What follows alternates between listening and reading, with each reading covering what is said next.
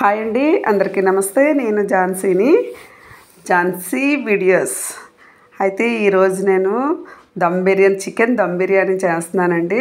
Chicken dum biryani నిజంగా ఈ కొలతలతో ఇలా చేస్తే కనుక చాలా టేస్టీగా ఉంటుందండి. మనం 5 స్టార్ హోటల్లో తిన్నట్టు అనిపిస్తుంది, అంత బాగుంటుంది. ఈ ఇంగ్రీడియంట్స్ కరెక్ట్గా మనం చెప్పిన విధంగా కానీ మీరు చేస్తే కనుక ఎంత వంట రాలేని వాళ్ళకైనా సరే చేసుకోవచ్చు. బ్యాచిలర్స్ వాళ్ళందరూ ఉంటారు కదా, వాళ్ళందరూ చేసుకోవచ్చు. ఎందుకంటే దీనికోసం ప్రత్యేకంగా మనం మసాలా తయారు చేయడాలు అలాంటివి ఏమీ ఉండవు కదా. ఇక మనం ఇంట్లో ఉన్నవే అన్నీ కూడా ఇంట్లో మనకి ఎలాగో చికెన్ బిర్యానీ ఇంట్లో పౌడర్ ఉంటుంది కాబట్టి ఇంట్లో ఉన్నవన్నీ వేసేసుకొని చక్కగా చికెన్ బిర్యానీ తినాలనుకునేటప్పుడు ఇలా తినేయచ్చు అనమాట. దమ్ బిర్యానీ చాలా చాలా టేస్ట్గా ఉందండి, చెప్పడం కాదు, నిజంగా అంత బాగుంది. మీరు ఎప్పుడైనా సరే తినాలి అనుకుంటే కనుక ఈ ప్రాసెస్తో ఈ ఇంగ్రీడియంట్స్తో మీరు చేసుకుంటే మాత్రం చాలా బాగుంటుంది. మనం చాలా డబ్బులు ఖర్చు పెట్టి తినాలని అనుకునేటప్పుడు మనం ఏం చేస్తాము, ఫోన్లో బుక్ చేసేసుకుంటాము. లేదు అంటే అలా బయటకు వెళ్ళి తినేసి వద్దాం అనుకొని అలా డబ్బులన్నీ వేస్ట్ చేస్తాం మనం. కానీ వేస్ట్ అంటే అదంతా మనం ఇలా చేసుకొని తింటే తృప్తిగా ఉంటుంది, హ్యాపీగా కూడా ఉంటుంది మన చేతులతో చేసుకున్నది. అలాగే నేను 1 కేజీ చికెన్ కొంచెం తక్కువ అనమాట, బాగా శుభ్రంగా కడిగేసి దానికి 2.5 స్పూన్స్ కారం వేసాను అనమాట. 2.5 అంటే ఎవరికి తగ్గట్టు కారం వాళ్ళు. 1 టీ స్పూను ధనియాల పొడి, 1 టీ స్పూన్ జీలకర్ర పొడి, టేస్ట్కి సరిపడే సాల్ట్, అంటే ఈ చికెన్కి సరిపడగానమాట సాల్ట్ వేసుకున్నాను. ఇప్పుడు మనం ఫ్రెష్గా దంచుకుని అల్లం వెల్లుల్లి పేస్ట్, ఇది బిర్యానీ పొడి, అలాగే పసుపు, ఈ 1/2 కప్పు ఏమో పెరుగు, 1/2 కప్పు అయితే సరిపోతుందండి. ఇప్పుడు పచ్చిమిర్చి, కొత్తిమీర,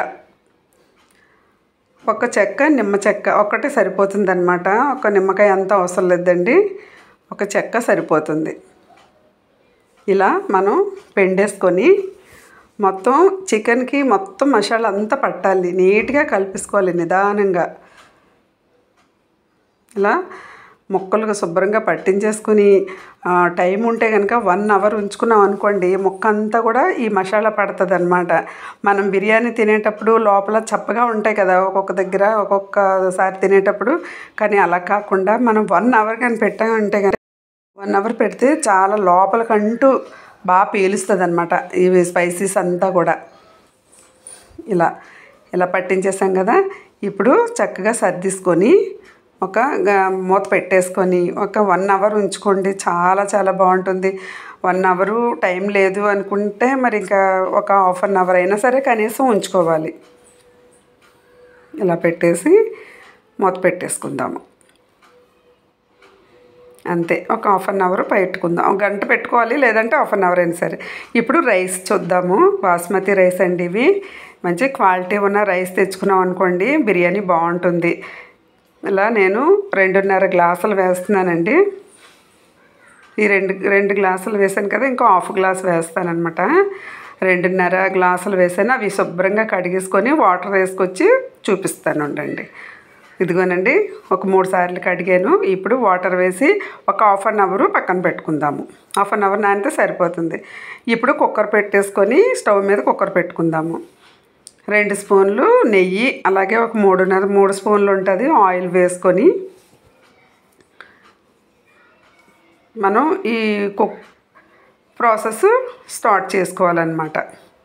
ఆయిల్ మరుగుతుంది కదా, ఇప్పుడు చూడండి బిర్యానీలోకి కావాల్సిన బిర్యానీ సామాన్ అన్నీ కూడా ఉన్నాయి. రాతి పువ్వు అంటారు కదా, ఆ రాతి పువ్వు, సాజీరా, మిరియాలు, ఇవన్నీ మొత్తం బిర్యానీలో వేసి ఇవన్నీ వేసేసుకుంటున్నాను.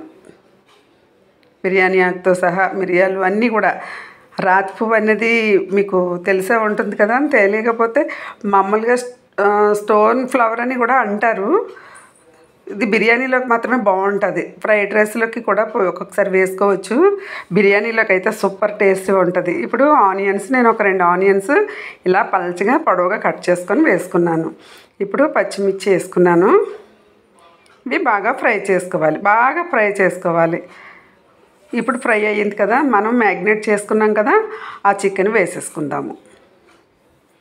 ఇది బాగా కలిపేసుకోవాలన్నమాట. మొత్తం ఆయిల్లో బాగా ఫ్రై అవ్వాలి. చూసారా వాటర్ వచ్చింది కదా, ఈ వాటర్తోనే మనం కుక్కర్ పెట్టుకొని ఒక 2 విజిల్స్ చాలు. 2 విజిల్స్ వస్తే 80% ఉడికిపోద్ది అనమాట. 2 విజిల్స్ వచ్చిన తర్వాత చూద్దాము. ఇదిగో చూడండి, ఆ వాటర్ ఉంది కదా, ఒక ½ గ్లాస్ వాటర్ ఎలాగైనా సరే ఉంటుంది అనమాట. హాఫ్ కాదు, పావు గ్లాస్ అన్నా ఉంటుంది. ఇప్పుడు మనం రైస్ వేసేసుకుందాము. చూడండి, ½ అన్ అవర్ నానే కదా, చాలా బాగా నానేయి.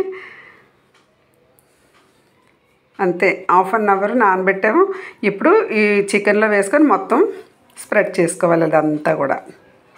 ఇలా చేసుకున్నాక వాటర్ వేసుకుందాము.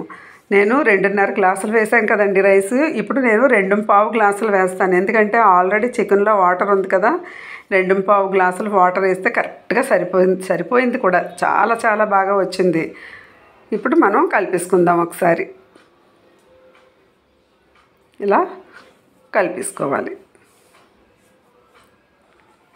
మొత్తం రైసు చికెను అంతా కూడా కలిపేసుకొని కొత్తిమీర వేసేసుకుందాం. ఇప్పుడు సాల్ట్ ఒకవేళ సరిపోలేదు అనుకోండి, ఈ టైంలో మనం సాల్ట్ చూసుకొని సాల్ట్ వేసేసుకోవాలి.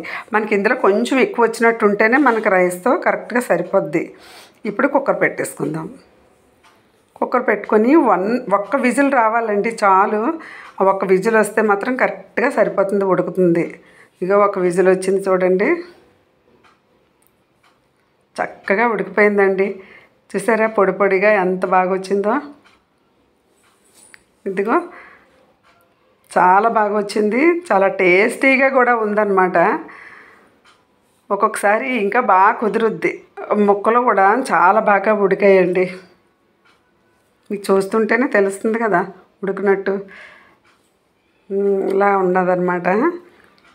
చాలా చాలా బాగుంది. మీరు ఇలా వండుకుంటే కనుక నేను ఫ్రై ఆనియన్స్ వేస్తున్నాను. కొన్ని ఆనియన్స్ ఫ్రై చేశాను అనమాట. ఇది చూడండి, ఇప్పుడు ప్లేట్లో పెట్టేసుకున్నాను. రైతా చేసాము. రైతా అలాగే ఆనియన్స్ వేసుకొని చక్కగా తింటున్నాము. నా వీడియో నచ్చిందా? నచ్చితే లైక్ చేయండి, తప్పకుండా సబ్స్క్రైబ్ చేయండి.